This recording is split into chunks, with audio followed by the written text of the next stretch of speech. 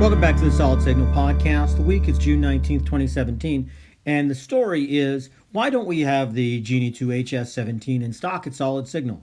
I get asked this on a fairly regular basis, and believe me, I wish we did.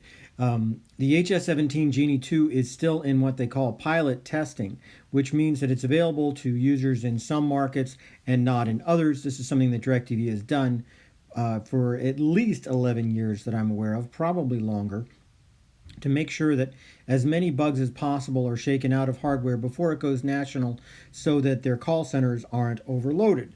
It doesn't mean that the product isn't really ready for prime time. It means that they're not 100% sure that it's ready for prime time. If you think back, if you were one of those folks who were there 10, 12 years ago when DirecTV hardware was so buggy, you can kind of understand this conservative point of view, as frustrating as it is when you really want to get that new hardware.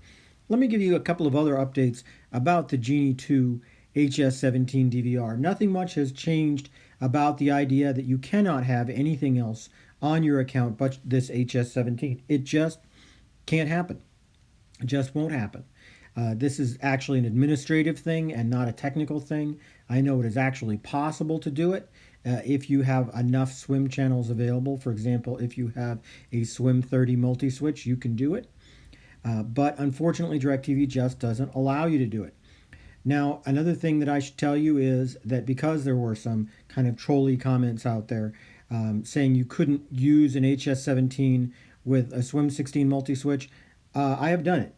And I've actually published a video, which you can find on our YouTube channel, youtube.com/solidsignalcom, that will show you the setup screens and the fact that it does actually work. Now, you're going to have to go through some hoops to try to get it done, and the truth is they don't want to do it. They want you to have that reverse band LNB, because as soon as those new 4K channels come out, if they ever come out, then you're going to need that 4K LNB in order to get them. So they don't want you to have older or obsolete technology. They want you to take the time to make everything right from the beginning.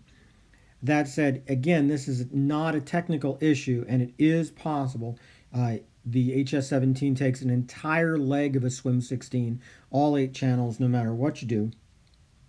But if you have that available to you, then you have that available to you. And I would say that considering that you can't actually have anything but an HS17 on your account at the same time, it does make sense to go with one of those new reverse band LNBs and simplify your wiring.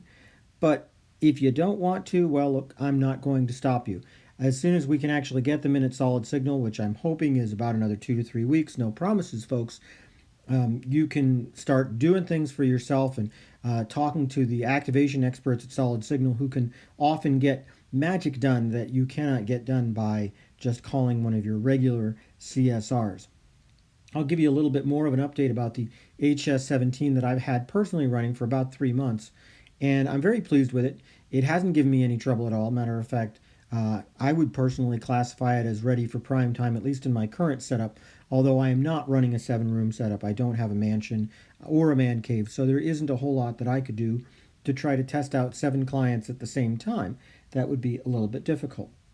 But the truth is, it does work. It works very well, and it's, to an extent, almost customer-proof. I think that was what they were looking for here, was to create something that was as easy as possible for customers to ignore so that they couldn't mess it up. Once this thing is plugged in and it powers the dish, this is really the only thing that you need there. It communicates over Wi-Fi to your router, can also communicate over wired Ethernet. That's not a problem. But you set it and forget it.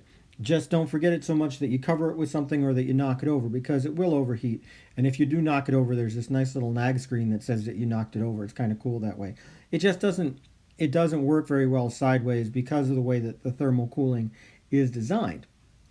So, look, folks, I think that the HS17 is a great device.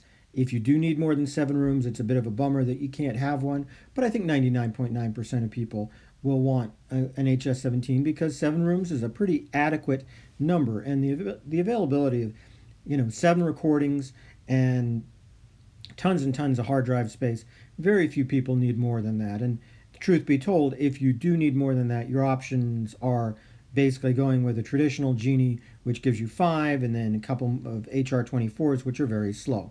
Anyway, that's about all I've got this week. Have a great one.